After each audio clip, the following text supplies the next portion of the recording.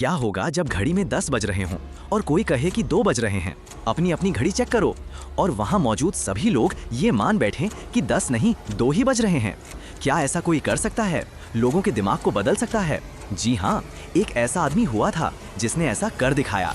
वो शख्स था वुल्फ मेसिंग। उसकी धारणा शक्ति जबरदस्त थी। धारणा, ये शब्द आपने सुना तो होगा। अष्टांग योग पद्धति में 8 अंग हैं, उनमें धारणा भी है। अब इस धारणा और वुल्फ मेसिंग की धारणा शक्ति में कोई रिलेशन है? जानने के लिए देखते रहिए इस वीडियो को। ये वीडियो बहुत रोमांचक होने वाला है। इस कहानी की शुरुआत होती है सन 1910 में जर्मनी बर्लिन की एक ट्रेन में। घर से भागा 15-16 साल का एक गरीब बच्चा जिसका नाम था वुल्फ मेसिंग बिना टिकट यात्रा कर रहा था। इसलिए टिकट चेकर के डर से वो बेंच के नीचे छुप गया। लेकिन टिकट चेकर टिकट चेक करने आ ही गया। अब वुल्फ मेसिंग कांप उठा। उसे लगा कहीं वो पकड़ा गया तो उसे जेल भेज दिया जाएगा। अब टिकट चेकर बिल्कुल पास आ ही गया। वुल्फ मेसिंग के पसीने छूट गए। लेकिन टिकट चेकर ने वुल्फ मेसिंग को देख ही लिया और टिकट मांगा। मेसिंग के पास तो टिकट था नहीं। अब घबराहट में उसने पास में पड़ा हुआ एक कागज का रद्दी टुकड़ा हाथ में उठा लिया, आंख बंद की और संकल्प किया कि ये टिकट है और उसे उठाकर टिकट चेकर को दे दिया और मन में सोचा, हे भगवान, हे परमात्मा, उसे टिकट दिखाई पड़ जाए। टिकट चेकर बोला, जेंटलमैन, आप बेंच के नीचे क्यों बैठे हो? आपका टिकट तो एकदम सही है, आप बेंच पर बैठिए। और उसने वो टिकट वापस वुल्फ मेसिंग को दे दिया। वुल्फ मेसिंग तो हैरान रह गया जब उसने देखा कि वो रद्दी का टुकड़ा ही था। ये कैसे हो गया? एक रद्दी का टुकड़ा टिकट चेकर को टिकट कैसे दिखने लगा? फिलहाल तो उसे राहत मिली, लेकिन उसे आभास हुआ कि उसके पास कुछ शक्ति, ताकत है जिससे वो दूसरों के दिमाग से खेल सकता है। वो मन में जो भी धारणा करेगा वो सच हो जाएगी, वरना एक मामूली कागज टिकट कैसे बन सकता है? अब तो उत्साहित वुल्फ मेसिंग ने अपनी इस शक्ति का प्रयोग करना शुरू किया। उसे सफलता मिलने लगी। वो अपनी मानसिक शक्ति से लोगों का गुम हुआ सामान ढूंढने लगा, उनका भविष्य बताने लगा, उनका मार्गदर्शन करने लगा। अपनी विद्या का सबके सामने प्रदर्शन करके लोगों में मशहूर हो गया। उसके चर्चे दूर दूर तक होने लगे। अब वुल्फ मेसिंग एक हीरो था। अब वो बहुत बड़ा आदमी बन गया और स्टालिन, आइंस्टीन और गांधी जैसे दुनिया के बड़े बड़े नेता, उद्योगपति उससे मिलने आते थे। लेकिन इस सब में वुल्फ मेसिंग से एक गड़बड़ हो गई। वो विश्व युद्ध का दौर था। वुल्फ मेसिंग ने भविष्यवाणी की कि यदि हिटलर ने रूस पर हमला किया तो हिटलर की मौत हो जाएगी। हिटलर ने यह सुना तो वो आग बबूला हो गया। उसे रूस पर तो हमला करना ही था। उसने घोषणा कर दी कि जो भी वुल्फ मेसिंग का सर काट कर लाएगा उसे लाखों का इनाम दिया जाएगा। वुल्फ मेसिंग ने इसे सुना और जर्मनी छोड़कर रूस जाने का निर्णय लिया, जबकि हिटलर की फौज उसे हर जगह ढूंढ रही थी। जर्मनी की सीमा क्रॉस करते समय पुलिस ने उसे पहचान लिया और पकड़कर लॉकअप में बंद कर दिया। पुलिस वाले वुल्फ मेसिंग को घूर रहे थे। उन्हें पता था कि इसके ऊपर लाखों का इनाम है। वुल्फ मेसिंग डर गया। उसे लगा अब बचना नामुमकिन है। तब उसने अपनी शक्ति का उपयोग किया। उसने पुलिस वालों से कहा, तुम लोग लॉकअप के बाहर क्या कर रहे हो? तुम्हें तो लॉकअप के अंदर होना चाहिए और मुझे बाहर। न जाने क्या हुआ, उन पुलिस कर्मियों को लॉकअप का ताला खोलकर वुल्फ मेसिंग को आजाद कर दिया और खुद लॉकअप के अंदर बंद हो गए। उन पुलिस वालों की ये हरकत बहुत हैरान करने वाली थी। वे तानाशाह हिटलर के आदेश को तोड़ने के लिए तैयार हो गए। लाखों का इनाम भी उन्होंने छोड़ दिया। इस तरह वुल्फ मेसिंग रूस पहुंचा। उसने रूस में भी अपने शोज करने शुरू किए। अब रूस के तानाशाह स्टालिन ने वुल्फ मेसिंग की परीक्षा लेने का विचार किया।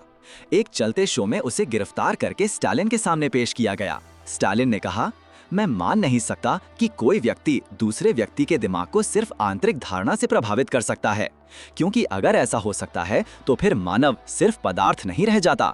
तो मैं तुम्हें इसलिए पकड़कर बुलाया हूं कि तुम मेरे सामने सिद्ध करो। मेसिंग ने कहा, आप जैसा भी चाहें। स्टालिन ने कहा कि कल 2 बजे तक तुम यहाँ कैद हो। 2 बजे मेरे आदमी तुम्हें मॉस्को के एक बैंक में ले जाएंगे। तुम क्लर्क को 1 लाख रुपए सिर्फ अपनी धारणा शक्ति के द्वारा निकलवा कर ले आओ। 2 आदमी पिस्तौलें लिए हुए मेसिंग के पीछे ठीक 2 बजे उसे बैंक में ले गए। उसे कुछ पता नहीं था कि किस काउंटर पर उसे ले जाया जाएगा। जाकर कैशियर के सामने उसे खड़ा कर दिया और उसने एक कोरा कागज उन 2 आदमियों के सामने निकाला। कोरे कागज को 2 क्षण देखा, ट्रेजरर को दिया। ट्रेजरर ने कई बार उस कागज को देखा, चश्मा लगाया, वापस गौर से देखा और फिर 1 लाख रूबल निकालकर मेसिंग को दे दिया। मेसिंग ने बैग में वे पैसे अंदर रखे।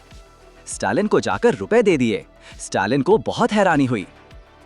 वापस मेसिंग लौटा जाकर क्लर्क के हाथ में वो रुपये वापस दिए और कहा, मेरा कागज वापस लौटा दो। जब क्लर्क ने वापस कागज देखा तो वो खाली था। जब क्लर्क ने वो खाली कागज देखा, वो बेहोश हो गया। उसकी समझ के बाहर की बात हो गई थी। लेकिन स्टालिन इतने से राजी नहीं हुआ। उसे लगा कोई सेटिंग हो सकती है क्लर्क और उसके बीच। अब उसे क्रेमलिन के एक कमरे में बंद किया गया। कई सैनिकों का पहरा लगाया गया और कहा गया कि ठीक 12:05 पर वो सैनिकों के पहरे के बाहर आकर दिखाए। वो ठीक 12:05 पर बाहर हो गया। सैनिक अपनी जगह खड़े रहे, वो किसी को दिखाई नहीं पड़ा। वो स्टालिन के सामने जाकर मौजूद हो गया। इससे भी स्टालिन को भरोसा नहीं आया, क्योंकि स्टालिन की पूरी फिलॉसफी, पूरा चिंतन पूरे कम्युनिज्म पर टिका था। और कम्युनिज्म मानसिक शक्ति, अध्यात्म, धर्म, योग, आत्मा ऐसी किसी चीज को नहीं मानता। वामपंथ धर्म को अफीम समझता है। वामपंथ का मानना है कि सारा संसार बस एक पदार्थ है, बाकी बातें ढकोसला हैं। वही वुल्फ मैसिंग जैसा एक आदमी कोई हाथ की सफाई कर दे और सारा का सारा मार्क्स का चिंतन अधर में लटक जाए, इसे स्टालिन कैसे बर्दाश्त कर सकता था। लेकिन स्टालिन वुल्फ मैसिंग से प्रभावित जरूर हुआ। अब उसने तीसरे प्रयोग के लिए वुल्फ मैसिंग को कहा। अब स्टालिन ने सबसे कठिन परीक्षा लेने की ठानी। उसने कहा कि कल रात 12 बजे मेरे कमरे में तुम मौजूद हो जाओ। ये सबसे मुश्किल काम था, क्योंकि स्टालिन जितने गहरे पहरे में रहता था, उतना दुनिया का कोई दूसरा आदमी कभी नहीं रहा। किसी को पता भी नहीं होता था कि स्टालिन अपने महल क्रेमलिन के किस कमरे में है। रोज कमरा बदल दिया जाता था ताकि कोई खतरा ना हो, कोई हमला ना कर दे। स्टालिन की पत्नी को भी पता नहीं होता था कि स्टालिन किस कमरे में है।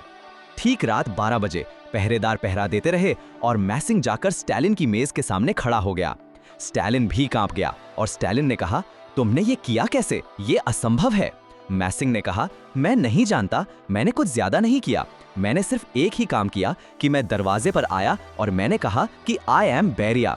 बेरिया रूसी पुलिस का सबसे बड़ा आदमी था। स्टालिन के बाद नंबर 2 की ताकत का आदमी था। बस मैंने सिर्फ इतनी ही धारणा की कि मैं बेरिया हूं और तुम्हारे सैनिक मुझे सलाम बजाने लगे और मैं भीतर आ गया। स्टालिन हार गया। वो मैसिंग ही था जो जिंदा बच गया। बावजूद इसके कि वुल्फ मैसिंग के कारण कम्युनिज्म की जो मटीरियलिस्टिक भौतिकवादी धारणा है वो बिखर जाती है। अब बात करते हैं अष्टांग योग की धारणा और मैसिंग की धारणा शक्ति की। जहां तक बात है अष्टांग योग की, उसमें 8 अंग हैं: यम, नियम, आसन, प्राणायाम, प्रत्याहार, धारणा, ध्यान, समाधि। आजकल लोग केवल प्राणायाम और आसन पर ज्यादा ध्यान देते हैं, जबकि धारणा भी एक अंग है।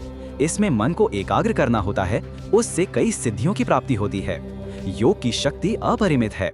पतंजलि के योग सिद्धि पर हम जल्द ही वीडियो लेकर आएंगे, इसलिए हमारे चैनल को सब्सक्राइब करना ना भूलें। तो क्या योग के अंग, धारणा और मैसिंग की धारणा शक्ति एक ही हैं? क्या मैसिंग भी पूर्व जन्म का योगी था? दोनों में कुछ समानताएं भी हैं और असमानता भी है। ठीक से कुछ भी कहना मुश्किल है।